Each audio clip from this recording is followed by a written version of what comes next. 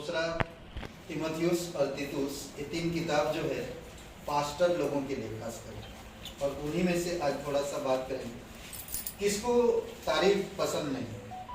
हर किसी को तारीफ पसंद है, हर किसी को तारीफ पसंद है। किसको इंकरेजमेंट की जरूरत है? हर किसी को इंकरेजमेंट की जरूरत है, पति पत्नी में, बच्चों में, हर किसी को इंकरेजमेंट की जरूरत है।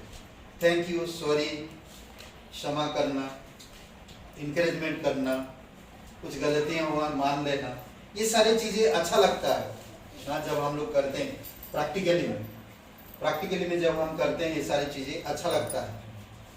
किसी को बर्थडे, अगर समझ लीजिए किसी पत्नी का या पति का बर्थडे है और बर्थडे में पत्नी बहुत सरप्राइज चीजें तैयार करके रखा और पति को बिना बताए, तो पति खुश नहीं होगा? नहीं, मुझे नहीं लगता खुश होएगा। बोले इतना खर्चा करवा दिया मेरे बर्थडे में, बर्थडे नहीं मनाना चाहता था, ऐसा बोलेगा? नहीं। ऐसा बोलेगा? नहीं। मुझे नहीं लगता ऐसा कोई बोलेगा। भाई सरप्राइज उसको पसंद है, मेरी पत्नी मेरा तारीफ करे, पत्नी चाहती है कि मेरा पति मेरा तारीफ करे, बच्चे चाहते हैं माँ बाप उनका तारीफ करे, हर कोई ना। आज हम लोग कुछ चीजें देखेंगे यहाँ पर, जो परमेश्वर आप और मेरे लिए कुछ चीजें रखता है, जो हमें उन चीजों को समझना और आशीषित होना परमेश्वर की वचनों में ही निर्धारित है, और परमेश्वर की वचन में ही। ओके, आज जो भी थोड़ा सा हम लोग बात करेंगे और वो है अनुग्रह के 7 सुनहरे संबंध। ओके, सुनहरे संबंध, अनुग्रह के 7 सुनहरे संबंध। अच्छा, राजेश जी भी आज पहली बार है साथ में, स्वागत है आपका राजेश जी, बहुत बहुत धन्यवाद। ऐसा हम चाहते हैं बीच बीच में आते रहिएगा, मीटिंग वगैरह में ठीक है, जो बता वो नो प्रॉब्लम। ओके, तो तीतुस का किताब दूसरा अध्याय 11 से 14 कोई पढ़िए।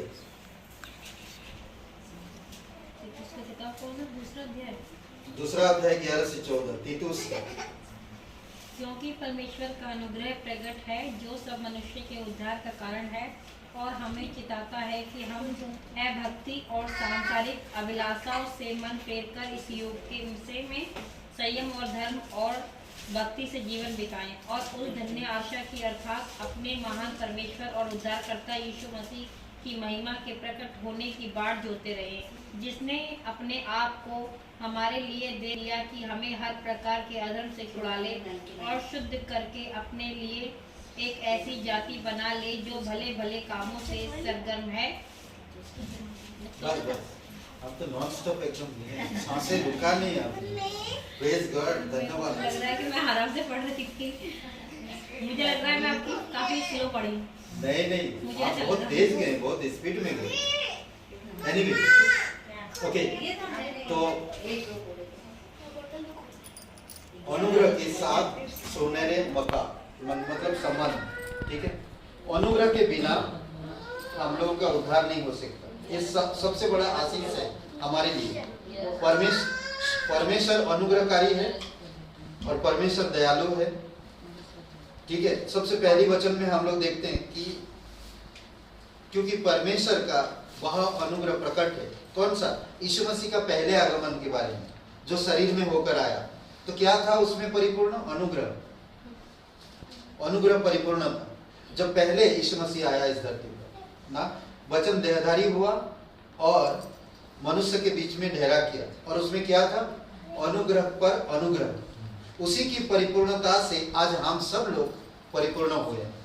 यूहन्ना 1:14 और वचन 16, समझ रहे हैं? तो इसलिए बहुत जरूरी है कि आपको मुझे समझना, उद्धार आप और मेरे लिए एक आशीष है। उद्धार, सोचिए कि हम अधर्म के कारण नरक जाने वाले हैं ना। नरक, प्रभु यीशु मसीह पर विश्वास करने से नरक से हम टर्न किए, वापस और स्वर्ग में एंट्री हुआ। परमेश्वर के अनुग्रह की वजह से आप नरक के योग्य थे, परंतु आप स्वर्ग के योग्य बना दिए। स्वर्ग के योग्य हम नहीं थे, बल्कि हम स्वर्ग के योग्य बना दिए गए। ये आपके कर्मों या आपके धर्म या आपके रीति रिवाज या आपकी परंपरा के द्वारा नहीं, बल्कि ये परमेश्वर के अनुग्रह के कारण है। ये अनुग्रह हमारे लिए क्या है? सबसे पहली बात, अनुग्रह जो आशीष लाता है। आप और मेरे लिए अनुग्रह हमेशा आशीष लाता है।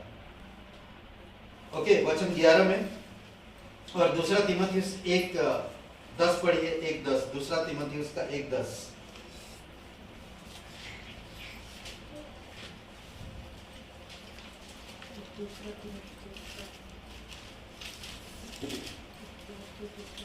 हाथ चलाइए जल्दी जल्दी, खोलिए जल्दी जल्दी। परंतु अब हमारे उद्धारकर्ता मसीह यीशु के प्रकट होने के द्वारा प्रकाशित हुआ है, जिसने मृत्यु का नाश किया और सुसमाचार के द्वारा जीवन और अमरता का प्रकाश डाला। ओके, अमरता का प्रकाश डाला। क्या हुआ? जब हम लोग मरने वाले थे, हम लोग मृत्यु के साया में थे, परंतु प्रभु यीशु मसीह के अनुग्रह की वजह से आप यीशु मसीह मृत्यु का हमेशा के लिए नाश कर दिया, मिटा दिया, और यीशु मसीह में हमें अनंत प्रकाश और अमरता समझ रहे हैं? वैसे भी हमारा जीवन अमरता था, या आप मृत्यु में यानी कि उस अंधलोक में या उस आग की झील में हमेशा के लिए रहने वाले थे, परंतु परमेश्वर की अनुग्रह के कारण आप मृत्यु से पार होकर जीवन में प्रवेश किए हैं, और यीशु मसीह के कारण हुआ। समझ रहे हैं? और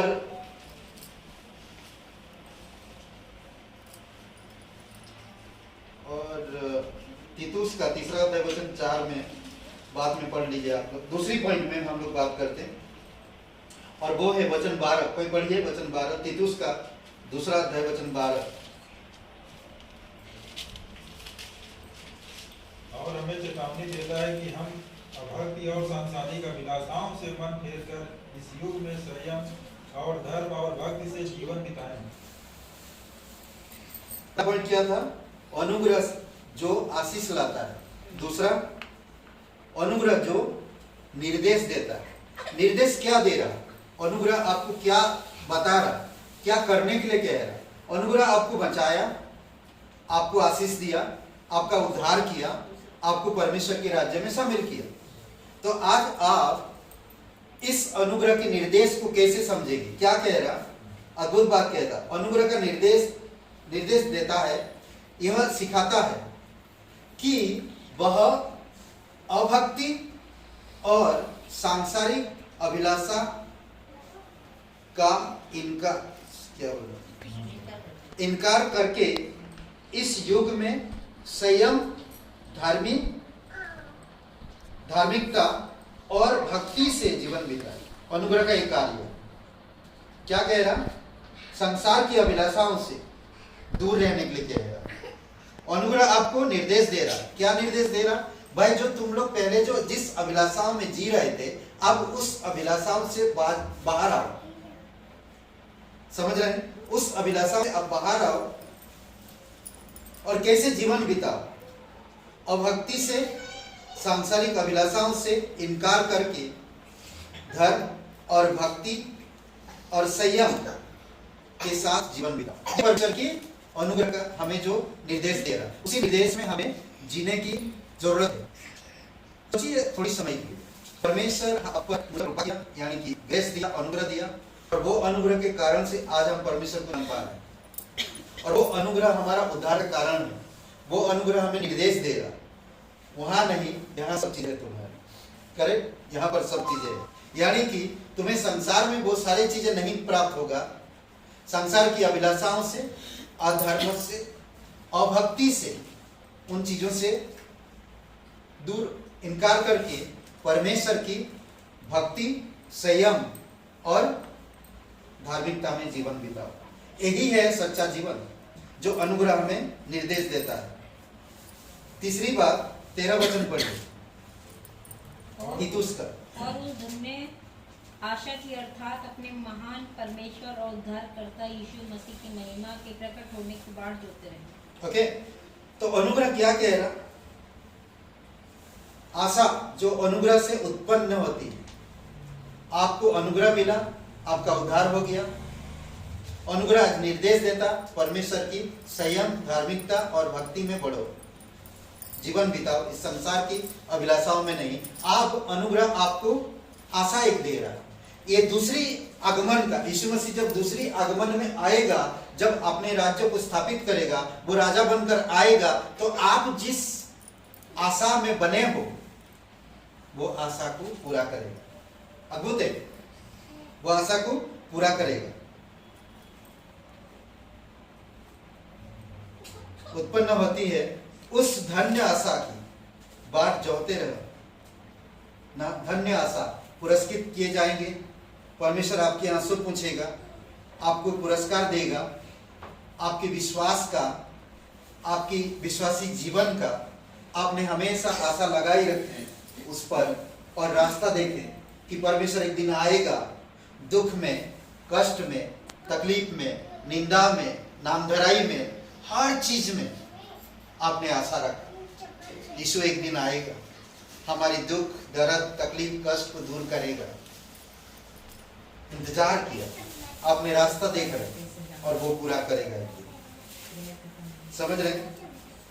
14 वचन पढ़िए, पूरा मत पढ़िए, सिर्फ आगे का पाठ पढ़िए।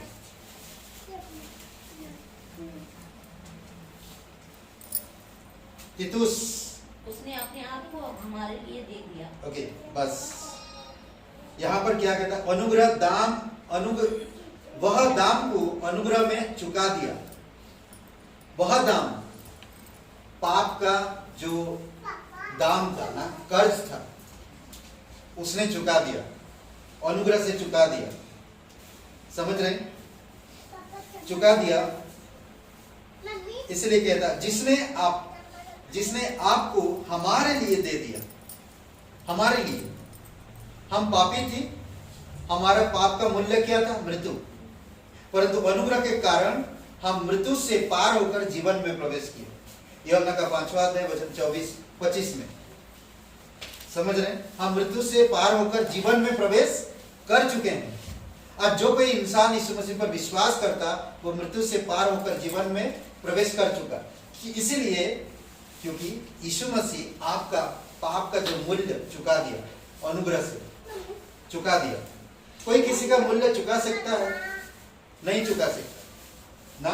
मेरे पाप का मूल्य मेरे पिता नहीं चुका सकते, और मेरे पिता के पाप के मूल्य को मैं नहीं चुका सकता। मेरे बाप और मेरे बीच, बाप बेटे के बीच में एक निष्पाप व्यक्ति की चाहिए, निष्पाप। और वो निष्पाप कौन हो सकता है? इस धरती में तो कोई नहीं निष्पाप, एक ही, और वो है परमेश्वर। परमेश्वर ने दयादारी करके आया, मेरा पाप, मेरे पिता का पाप अपने ऊपर लिया और क्रूस पर मरा। क्या दिया हमें? जीवन दान। मृत्यु को अपने ऊपर लिया, पाप का कर्ज हमेशा के लिए चुका दिया। पाप के कारण हमारे जीवन में मृत्यु का दंड था। क्या था?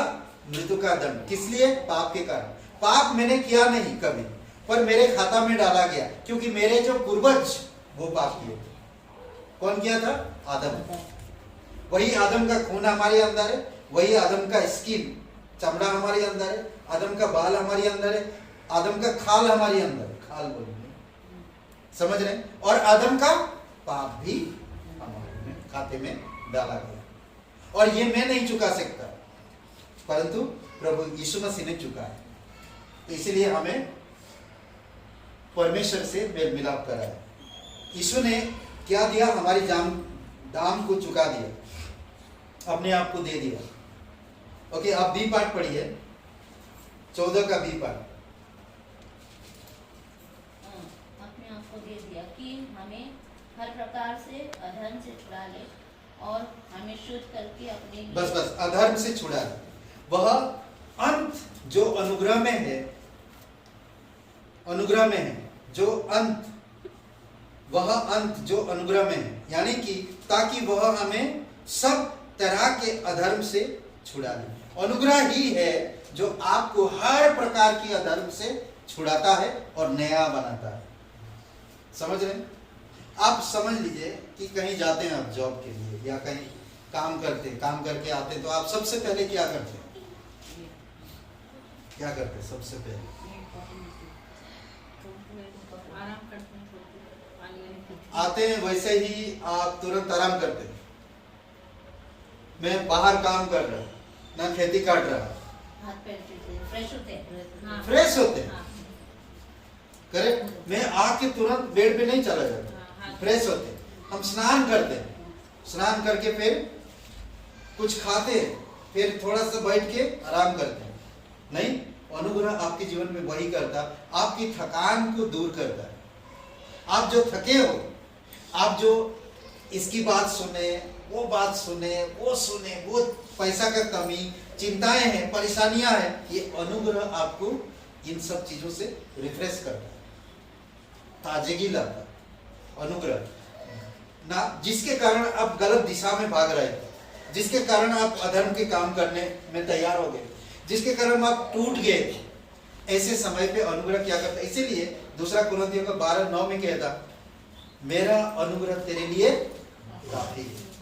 क्यों काफी है? क्योंकि उसकी अनुग्रह मेरे कमजोरी में बल देता है, कमजोरी में बल देता है। वो हमारे सारे अधर्म को मिटा दिया, दूर किया। अधर्म से, हमारे सारे अधर्म से हमें छुड़ा लिया। ये भजन संहिता आप देखिए, इजराइल के बारे में बात करता है। भजन संहिता 130 और वचन 8 पढ़िए कोई। भजन संहिता 130 का 8, 130 का 8 कोई एक जन पढ़िए। इजराइल को सारे अधर्म से उन्हें छुड़ा। इस्राएल को उसके सारे अधर्म के कामों से वही छुटकारा देगा। ओके, सारे, अगर इजराइल को परमेश्वर सारे अधर्म से छुटकारा दे सकता है, तो क्या आपको मुझे नहीं दे सकता? आप और मेरे लिए वो क्रूस पर जीवन दिया, ताकि हम अनुग्रह में बढ़े, अनुग्रह में चले, अनुग्रह में जिए, और इस संसार की सदृश नहीं बल्कि परमेश्वर की जैसा स्वभाव रखे और उसमें बढ़े। समझ रहे हैं? कितना पॉइंट हो गया? अब 6 पॉइंट। वह योग्य जिसका दावा अनुग्रह करता है, वह योग्य जिसका दावा अनुग्रह करता है। वचन 14 में ही है, हम लोग सिद्ध होने का कोई हमारे पास रास्ता नहीं था। आज इंसान बहुत, अब हम लोग ये संडे को एक परिवार को विजिट किए, संडे को एक परिवार को विजिट किए। वो लोग बोले कि हम लोग तीर्थ यात्रा गए। मैं बोला अच्छी बात है, कहाँ? बोले इधर ही, यूपी के अंदर ही है। तो मतलब वहाँ पर क्या होता है? बोले देखे, दर्शन किए, मंदिर के अंदर गए हैं, और वहाँ पर एक कुंड है। हम लोग को कुंड में तो नहाया नहीं। तो मैं बोला तो पवित्र हुए नहीं फिर आप लोग? बोलते उस कुंड की पानी बहुत गंदा है, अगर नहाते तो बीमार पड़ते। तो आप सोचिए इसमें क्या ईश्वर है? आपका भक्ति अधूरा है, आप वो पूरा कार्य नहीं कर पाए।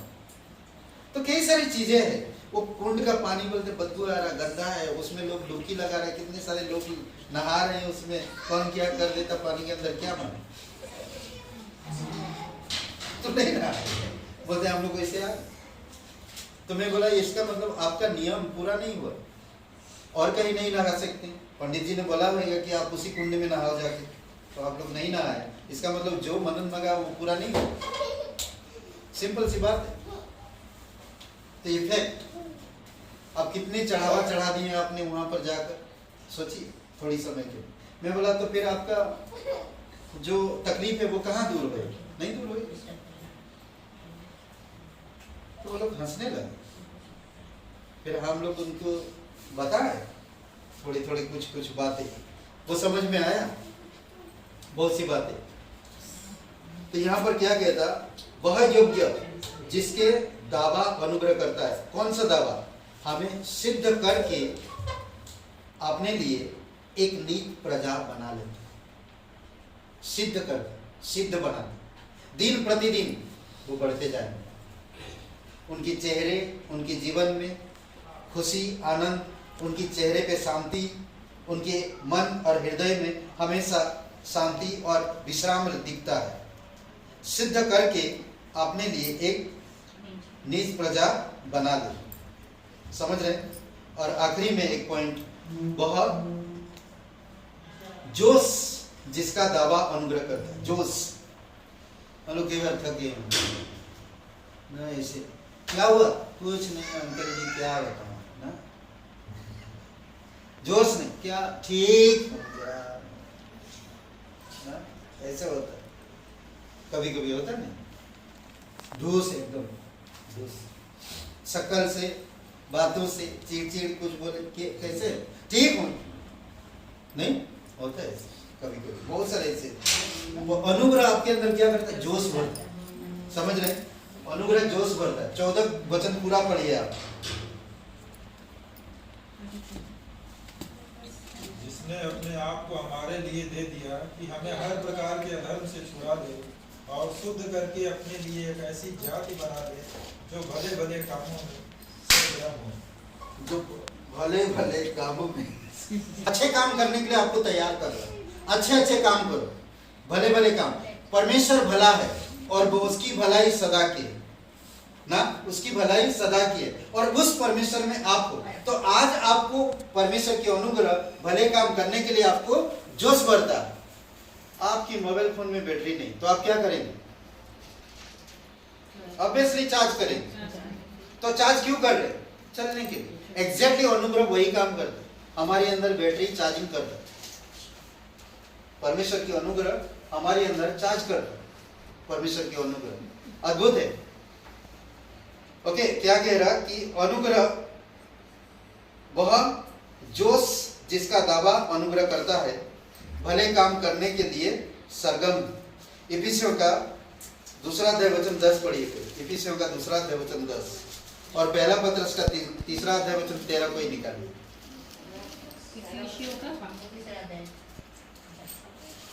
इफिसियों का पहला दिया 2:10 2 अध्याय 10।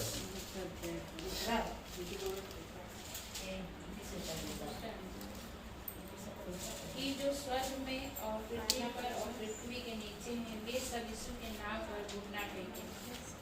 फिलिपियों का पढ़ रहे हो, इफिसियों का पढ़िए। इफिसियों, क्योंकि हम उसके बनाए हुए हैं और मसीह यीशु में उन भले कामों के लिए सृजे गए हैं जिन्हें परमेश्वर ने पहले से हमारे करने के लिए तैयार किया। पहले से किसके लिए? भले काम के लिए। आपको बचाया, आपका उद्धार किया, आपके अंदर अनुग्रह दिया, आपका बुरे अधर्म को दूर किया, सांसारिक अभिलाषाओं से आपको अलग किया, सिद्ध किया, परमेश्वर में शामिल किया, और अब आपको भले काम करने के लिए पहले से आपको तैयार किया। अब आप भले काम करो। और जो इंसान अगर परमेश्वर की भले काम में नहीं बढ़ता तो क्या होता? उसके जीवन में वो खुशियां, वो शांति नहीं आती। पहला पत्रस 2:3 का 13 पढ़िए कोई। यदि तुम भलाई करने के लिए उत्तेजित रहो तो तुम्हारी बुराई करने वाला फिर कौन है? ओके, भलाई करते रहो, बुरे का भी भलाई करते रहो। हम अभी पहला शमूएल का 24 अध्याय पढ़ रहे हैं और उसमें दाऊद, साउल राजा उसका शत्रु है, परंतु उसके साथ वो भलाई की। सोचिए, इसलिए प्रभु यीशु मसीह कहता, अगर तुम्हें जो सता रहे उनके लिए प्रे करो। तो हमारे प्रैक्टिकल जीवन में दिखना चाहिए, होना चाहिए, हम अनुग्रह से भरना चाहिए अपने आप को, और वही अनुग्रह देना चाहिए। कई बार नहीं हो पाएगा, कई बार नहीं हो पाएगा। हम एक दूसरे को माफ करना बहुत मुश्किल होता, तो परमेश्वर आप और मेरे पापों को कैसे माफ करेगा? हमें करना पड़ेगा, प्रैक्टिकली में करना पड़ेगा। जब हम प्रैक्टिकली में करते हैं तभी परमेश्वर की ब्लेसिंग हमारे जीवन में आता है। इसलिए बहुत इंपॉर्टेंट, बहुत जरूरी है कि हम परमेश्वर के अनुग्रह के इन संबंधों को समझें। सुनहरे संबंध, सुनहरे सब, ठीक है। आइए प्रे करते हैं। पिता परमेश्वर, हम धन्यवाद देते हैं, आपकी स्तुति महिमा करते हैं। दयालु और कृपालु परमेश्वर, सारा आदर सारा महिमा हम तुझे देते हैं। प्रभु यीशु, इस क्षेत्र के लिए धन्यवाद है। आपकी अनुग्रह दीजिए, आपकी दया दीजिए। प्रत्येक भाई बहन जो यूट्यूब में सुनते वचन, आप उन्हें अगुवाई करो, समझ दो, उनकी समझ को खोल दो पिता। जब तक वो समझेंगे नहीं तब तक वो अपने जीवन में अप्लाई नहीं कर पाएंगे। जब वो अपने जीवन में अप्लाई करेंगे तभी वो दूसरों को प्रेम कर पाएंगे, सिखा पाएंगे और प्रोत्साहन कर पाएंगे। आज कई घरों में पति पत्नी आपस में एक दूसरे में ईगो दिखाते हैं, इनकरेज नहीं कर पाते हैं, प्रोत्साहन नहीं कर पाते हैं। प्रभु यीशु, आप अगुवाई करो, और प्रत्येक भाई बहनों के जीवन में आपकी अनुग्रह की जरूरत है पिता।